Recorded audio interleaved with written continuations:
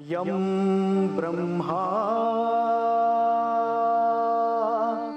वरुणेन्द्ररुद्रमरुतः स्तुन्वन्ति दिव्यैस्तवैः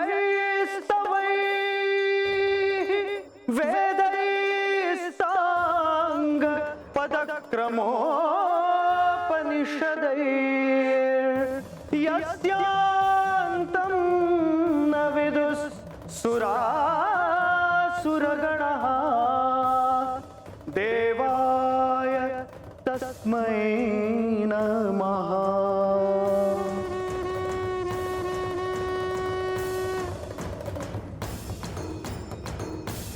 हे सगळं ऐकताना मला असं वाटतंय की हे आख्यान मला काहीतरी देऊन जाणार आहे. मीही त्या घटनेची प्रतीक्षा करतो आहे.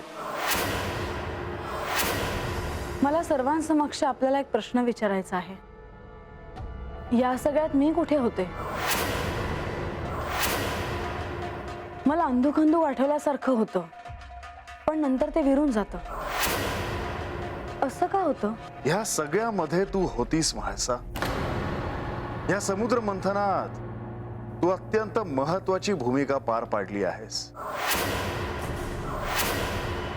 जेव्हा त्याचा संदर्भ येईल तेव्हा तुला कळेलच. नारायण नारायण. देवा, मला यातलं असं वाटत नाही का यातलं काय बी माझ्या ओळखीचं आहे. कारण त्या प्रसंगात तू कुठेच नव्हतीस. म्हणजे मला काय बी आठवणार नाही या आख्यानात. तू उपयुक्ततेच्या पलीकडे जाऊन विचार कर. तुला निश्चितच काहीतरी सापडेल. हे तिला जमेल असे मला वाटत नाही.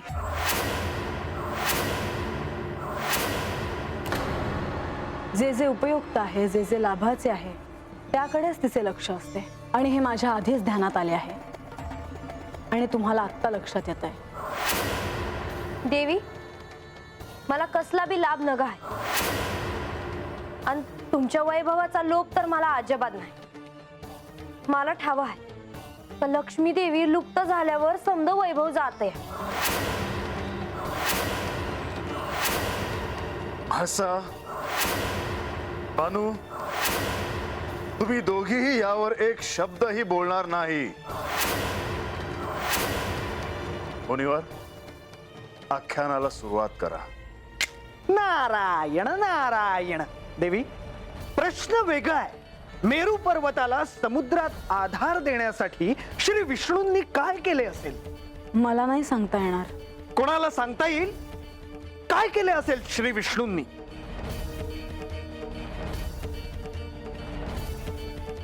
लक्ष्मी देवी, तुम्हाला सांगता येईल?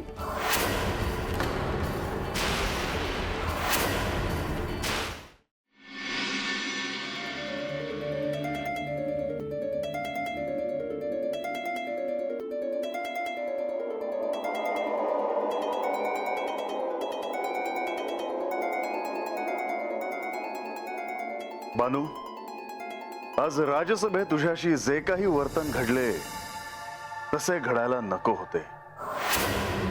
तरी पण जे काही घडले त्याचा स्वीकार कर. त्याचा तुला निश्चितच लाभ होईल. अगोदर मला बी लय वाईट वाटलं, राग बी आला. तर मग तुम्ही बोलला सांग माझा राग निघून गेलाची. तुझ्या गुरूंकडून, मुनिवरांकडून तुझ्या बाबतीत जे काही घडलं ते पुन्हा घडू नये म्हणून मी त्यांना सांगेन. वय देवा, तर ज्यांनी आज पतूर हातवर पोचवलं ते असं का वागले हे कोडच आहे बघा. त्यात खरं तर त्यांचा दोष काहीच नाही. कदाचित म्हाळसेला नाही म्हणण्याचे धाडस त्यांच्यामध्ये नसेल. समजे त्यासनी एवढं कशापायी घाबरत्यात? त्याचे एक कारण आहे. हवं तर शोध तू. पण बानू, एक गोष्ट ध्यानात असू दे की तिचा क्रोध हा सात्विक आहे. म्हणजे तिच्या क्रोधात तत्व आहे, सत्याचा आग्रह आहे, असत्याचा दुराग्रह आहे. तुम्ही बी घाबरता वाटतं. मी तिच्या क्रोधापुढे माझा क्रोध शांत ठेवतो. नाहीतर जर आमचे क्रोध एकमेकांना भिडले तर काय होईल हे सांगता येत नाही.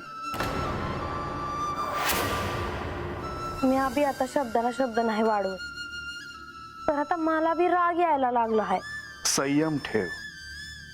अशा वेळी मौन असावे. ज्यावेळी तुझा संयम सुटेल तेव्हा अनर्थ होईल. तेव्हा बानू, ध्यानात ठेव, म्हासे सोबत वाद नको घालूस, नाहीतर भविष्यात पश्चाताप होईल तुला. बानू, जे काही घडून जातं ते पुसून नाही टाकता येत. होय देवा, मी आहे ध्यानात ठेवलजी. शुभम भवतु.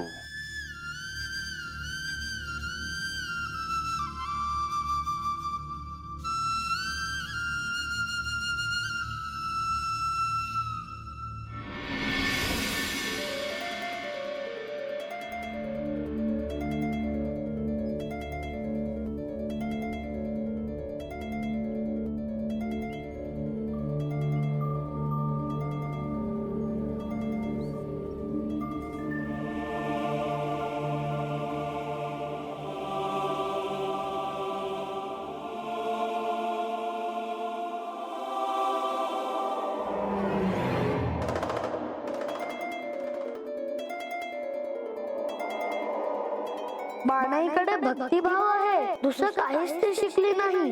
हे खंडेरायांनी तिला तो एक भाव शिकवला, तिने तोच ध्यानात ठेवला. त्या क्षणी तुझ्यात तिला श्री खंडेरायांचे दर्शन होईल, त्या क्षणी ती मुक्त होईल, तिला सत्याची प्रचिती होईल. माळसा,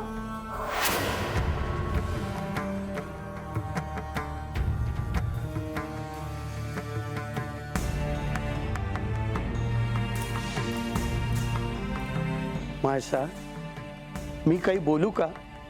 बोला. मी सगळ्यांचंच ऐकते आहे. काय सांगणार आहात? मघाचपासून सुरू आहे ह्यांचं. मला बोलायचंय, मला बोलायचंय. मला ठाऊक आहे, हे मी तुला विचारावं इतकी माझी योग्यता नाहीये. परंतु आपण कधी कधी आपल्या आराध्याशी देखील भांडतोच की.